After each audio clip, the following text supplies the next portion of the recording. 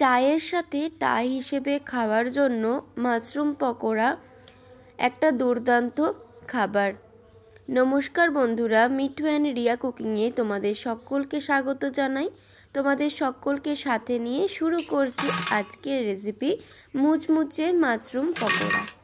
মেলায় গিয়ে এখন প্রায়শই আমরা এই খাবারটা খেয়ে থাকি। চলো তাহলে বানিয়ে নেওয়া যাক ঠিক মেলার মতো করেই। এখানে আমি নিয়ে নিয়েছি মাশরুম পকোড়া বানানোর জন্য আজকে আমি এই ধরনের মাশরুমটাই ব্যবহার করছি। এবার মাশরুমটা আমি পুরোটা বানাবো না এখানে, যেহেতু অনেকটা আছে, বেশ কয়েকটা এই যে পাতা পাতা যে মাশরুমের ফুলগুলো, সেই মাশরুমগুলোকে একটু কেটে কেটে নিয়ে নিচ্ছি। আশা করি দেখে বুঝতেই পারছো। আর বাকি মাশরুমটা দিয়ে আমি অন্য আর একটা রেসিপি তোমাদের সাথে শেয়ার করব। আর তোমরা যদি অনেকটা পরিমাণে বানাও তাহলে মাশরুমগুলো সমস্তটা নিয়ে নেবে, আর এই যে ডাটি অংশগুলোকে একটু কুচিয়ে নিতেও পারো। যাই হোক, একটু উষ্ণ গরম জল করে নিয়েছি, তার মধ্যে হলুদ আর লবণ দিয়ে ভালোভাবে মিশিয়ে নিতে হবে। হলুদ লবণের মিশ্রণের জলটার মধ্যে দিয়ে দিচ্ছি মাশরুমের টুকরোগুলো, অর্থাৎ যে পাপড়ি মাশরুমগুলো খুলে নিয়েছিলাম সেই মাশরুমের টুকরোগুলো দিয়ে 10 মিনিট মতো ভিজতে দেব। এবার আমরা একটা ব্যাটার তৈরি করে নেব। তার জন্য এখানে নিয়ে নিলাম 1 বাটি বেসন, 1 বাটির একটু কম কর্নফ্লাওয়ার, এর পরিবর্তে চালের গুঁড়োও ব্যবহার করতে পারো। দিয়ে দিলাম স্বাদ মতো লবণ, 1/2 চামচের মতো চিনি, ঝালের জন্য ব্যবহার করছি গোলমরিচ গুঁড়ো, আর দিচ্ছি এখানে কাশ্মীরি রেড চিলি পাউডার, এটা শুধুমাত্র রঙের জন্য। আর দিচ্ছি ম্যাগি মশলা, তোমরা এর পরিবর্তে মিট মশলাও দিতে পারো। সমস্ত শুকনো উপকরণগুলোকে ভালোভাবে মিশিয়ে নিতে হবে।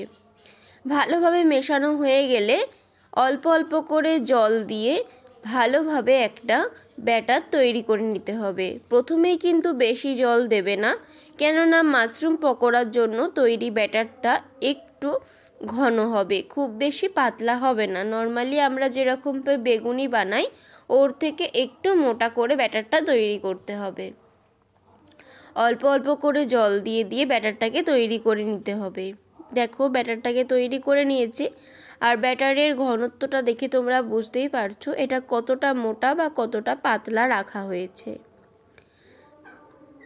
আরও ভালোভাবে বোঝার জন্য দেখো ব্যাটারটা চামচ থেকে যখন ফেলবে, চামচের গায়ে কিন্তু এই রকমভাবে লেগে থাকবে, তখন তোমাদেরকে বুঝতে হবে ব্যাটারটা তৈরি হয়ে গেছে। 10 মিনিট পরে ফিরে এলাম, আর মাশরুমগুলো দেখো সুন্দরভাবে কিন্তু ভিজে গেছে। এবার যতটা সম্ভব জল চিপে মাশরুমগুলোকে তুলে নিতে হবে।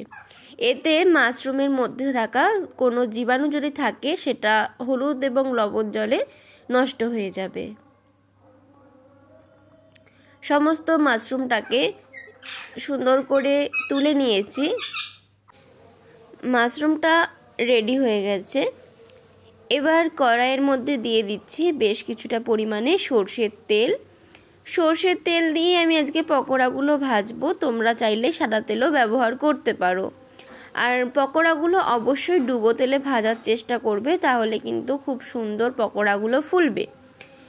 পকোড়াটা দেওয়াটা কোনো ব্যাপারই না, যেরকমভাবে আমরা বেগুনি বা কুমড়ো দিয়ে তেলে ভাজা তৈরি করি ঠিক সেই রকমভাবেই এটাকে ভালোভাবে ডুবিয়ে নিয়ে তেলের মধ্যে দিয়ে দিতে হবে। আশা করি দেখে বুঝতেই পারছো। আর তেলের টেম্পারেচারটা কিন্তু মিডিয়ামে থাকবে, খুব বেশি গরম করবে না, তাহলে বাইরে থেকে খুব তাড়াতাড়ি কালার চলে আসবে কিন্তু ভেতরটা সুন্দরভাবে হবে না। আর দেখো পকোড়াগুলো দেওয়ার সাথে সাথেই কত সুন্দর ফুলে উঠছে।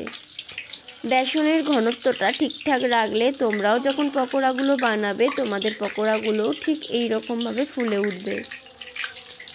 মাশরুম খাওয়া শরীরের জন্য খুবই উপকারী, তাই মাশরুমের একঘেয়ে কষা বা অন্যান্য রেসিপি ট্রাই করলেও এই রেসিপিটা একবার অন্তত ট্রাই করে দেখতে পারো। আবার শুনে আশা করি বুঝতেই পারছো কতটা মুচমুচে হয়েছে। আরও এক ব্যাচ মাশরুম পকোড়া ভেজে নেব। বাড়িতে যখন হঠাৎ করে কোনো অতিথি চলে আসবে আর ফ্রিজের মধ্যে যদি থাকে মাশরুম, তাহলে কোনো কিছু না ভেবে ঝটপট করে বানিয়ে ফেলো এই মাশরুম পকোড়া আর সার্ভ করো চা অথবা কফির সাথে। সত্যি বলছি, খুব খুশি হবে অতিথিরা। আরও এক ব্যাচ মাশরুম পকোড়া ভেজে নিয়েছি। আওয়াজটা শুনে তোমরা আশা করি বুঝতেই পারছো, আর দেখে তো বোঝাই যাচ্ছে কতটা টেস্টি হবে। তৈরি হয়ে গেছে আমাদের মজাদার মুচমুচে মাশরুম পকোড়া। আজকের রেসিপিটা তোমাদের কেমন লাগলো অবশ্যই কমেন্ট করে জানাতে ভুলবে না। তোমাদের এক একটা কমেন্ট আমাদেরকে অনেক বেশি উৎসাহিত করে নতুন নতুন ভিডিও বানাতে। আর কে কোথা থেকে আমার ভিডিওটা দেখছো অবশ্যই কমেন্ট করে জানাবে। দেখো, আওয়াজ শুনে বুঝতেই পারছো যেটা কত সুন্দর হয়েছে আর কত সুন্দর ফুলেছে। ভেতরের মাশরুমটা ঠিক এইরকম দেখতে লাগছে। চলো একটু খেয়ে দেখাই তোমাদের সামনে। কাসুন্দি টমেটো সসের মধ্যে চুবিয়ে এক কামড় মাশরুম পকোড়া নিয়ে আর একটুখানি লঙ্কা আর একটুখানি কাঁচা পেঁয়াজ দিয়ে দারুণ লাগবে এটা খেতে।